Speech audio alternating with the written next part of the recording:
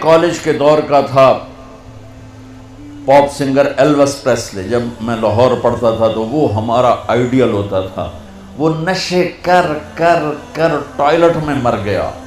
جس دن وہ مرا تھا کتنی لڑکیاں خودکشی کر گئی تھیں اس کے پیچھے, اور وہ تھکی ہوئی زندگی برباد کر گیا اپنے آپ کو, نشوں میں تباہ کر گیا اپنے آپ کو. کہ جب انسان اللہ سے ٹوٹتا ہے, مرد ہو یا عورت, لڑکا ہو یا لڑکی, پڑھا ہو ان پڑھ ہو, جب وہ اللہ سے ٹوٹتا ہے, جب اللہ کے نبی سے ٹوٹتا ہے, تو کٹی پتنگ کی کوئی منزل ہوتی ہے؟ جس گاڑی کے چلتے بریک فیل ہو جائیں اس کی کوئی منزل ہوتی ہے؟ پانی جب طوفان بن کے نکلتا ہے تو اس کی کوئی منزل ہوتی ہے؟ میرے رب کی قسم بچوں, اب میرا سرمایہ ہو, یہ سب میرا سرمایہ بیٹھا ہوا ہے, میرا نہیں, یہ میرے دیس کا سرمایہ بیٹھا ہوا ہے. جنید جمشید کے اللہ درجے بلند کرے. میں ایک جگہ بیٹھا تھا, وہاں ٹی وی چل رہا تھا, تو میں نے دیکھا اسکرین پر ایک بڑا خوبصورت نوجوان ڈانس کر رہا ہے اور اس کے ساتھ 10-12 لڑکیاں ڈانس کر رہی ہیں. تو میرے جی میں آتا ہے کہ اسے کون ہدایت دے گا, اور یہ اتنا خوبصورت نوجوان ہے اور اس طرح مر گیا تو اس کا کیا حشر ہوگا. یہ مجھے اس پہ ترس آ رہا ہے اور دل میں خیال آ رہا ہے کہ اس کو تو ہدایت نہیں مل سکتی, کہ جائے گا کون اس کے پاس. 4 مہینے بعد میں کراچی میں ہوں, ایک نوجوان میرے پاس آتا ہے کہ ایک پاکستانی گلوکار آپ کو ملانا ہے. میں نے کہا ملا دو. جب وہ اندر آتا ہے تو وہ وہی ہے جس کو میں سکرین پہ دیکھتا ہوں, جنید جمشید. اس وقت پیک 97, جتنا نام جنید نے میوزک میں کمایا ہے کسی نے نہیں کمایا. جتنا پیسہ, جتنا نام, جتنا فیم, جتنی محبت نسل میں کسی نے نہیں. تو میں نے پوچھا آپ کا نام کیا ہے؟ کہا جی میرا نام جنید ہے. کیا کرتے ہو؟ کہا میرا میوزک سے تعلق ہے. میں نے کہا آپ گاتے ہیں بجاتے ہیں؟ کہنے لگا جی میں گاتا ہوں, دل دل پاکستان میں نے گایا ہے. اچھا.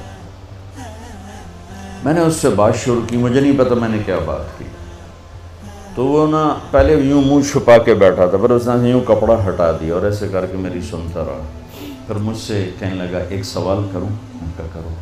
کہا ایک پاکستانی نوجوان جو خواب دیکھتا ہے کبھی ایسا ہوتا کہ ایسا ہوتا, اور جس گلیمر کو وہ خوابوں میں دیکھتا ہے وہ مجھے فزیکلی میرے پاس موجود ہے.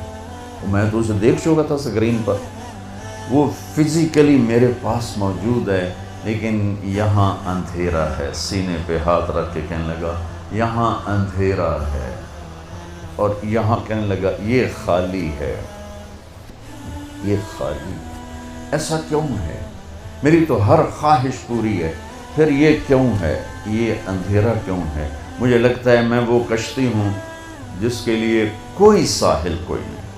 کیا خوبصورت بات اس نے کی. میں نے کہا تو بہت آسان بات ہے. کہنے لگا کیا؟ میں نے کہا تمہیں درد ہو رہا ہے اس گھٹنے میں, تم میڈیسن لگا رہے ہو ٹیوب اس گھٹنے پر, یہاں درد نہیں, دوا لگانے کا فائدہ کوئی نہیں. یہاں درد ہے, یہاں دوا جا نہیں رہا, تو تمہیں ٹھیک کیسے ہوگی؟ کہنے لگا میں نہیں سمجھا. میں نے کہا یہ جو خلا ہے تیرے جسم میں نہیں, تیری روح میں ہے. روح کو لڑکی کا نہیں پتہ, روح کو میوزک کا نہیں پتہ, روح کو شراب کا نہیں پتہ, نشے کا نہیں پتہ. اسے صرف 2 کا پتہ ہے, ایک اللہ جس نے اسے بنایا, اور ایک اللہ کا نبی جس نے اسے اس کا صحیح طریقہ سمجھایا.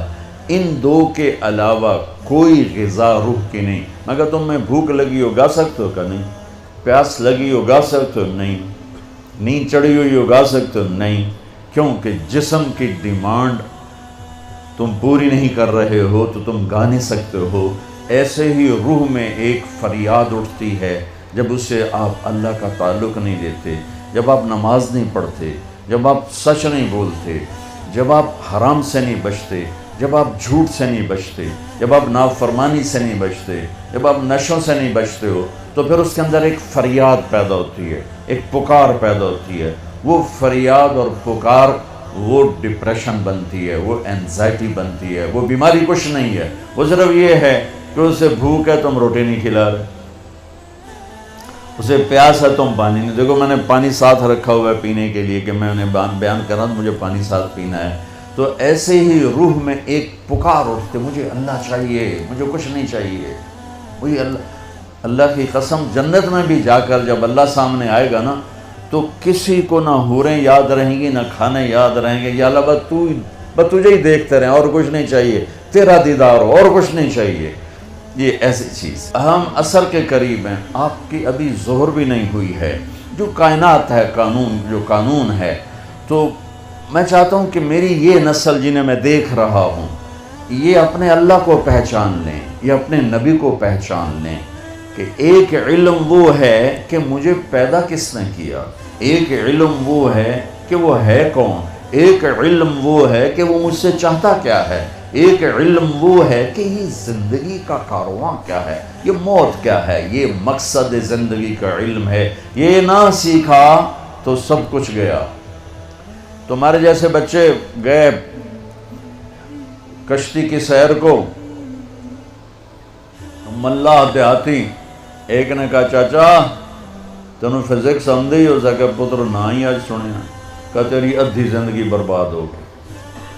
دوسرے نے پوچھا چاچا تینوں کیمسٹری آندی ہے، کہ پتر میں تو نہ ہی آج سنیا، کہ چاچا تیری ادھی زندگی برباد ہو گئی۔ تیسرے نے پوچھا چاچا زالوجی آندی ہے، کہ نہیں پتر پتہ نہیں کی بلا ہے، کہ چاچا تیری ادھی زندگی برباد ہو گئی۔ دریا میں طوفانی موج آ گئی، کشتی ڈولنے لگی، چاچا بولے پتر وہ تیرنا آمدہ ہے،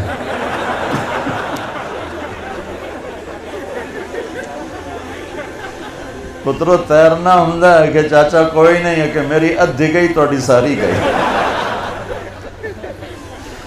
تو بچوں تم کامسٹ کی ڈگریاں لے لو یا ہارورڈ کی لے لو یا کیمبرج کی لے لو، آکسفورڈ کی لے لو، اگر اللہ کو نہیں جانا تو اللہ کی قسم ساری زندگی برباد ہو گئی، اللہ کی قسم برباد ہو گئی۔ کبھی وہ شخص نہ دنیا کا سکون دیکھ سکتا ہے اور آخرت کا تو کیسے دیکھے گا جس نے اللہ کو نہ پہچانا۔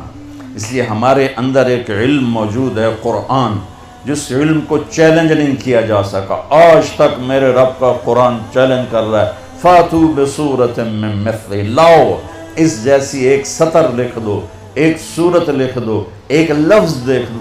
ساری دنیا میں آج عربی پر پی ایچ ڈی ہو رہی ہے، ریسرچ ہو رہی ہے، کیا کیا تہ تک چلے گئے ہیں، لیکن قرآن کی ایک سطر نہیں کوئی لکھ سکا کہ یہ میرے رب کا وہ کلام ہے جو اس کی زبان سے نکلا ہے اور میرے نبی کے دل پر اترا ہے۔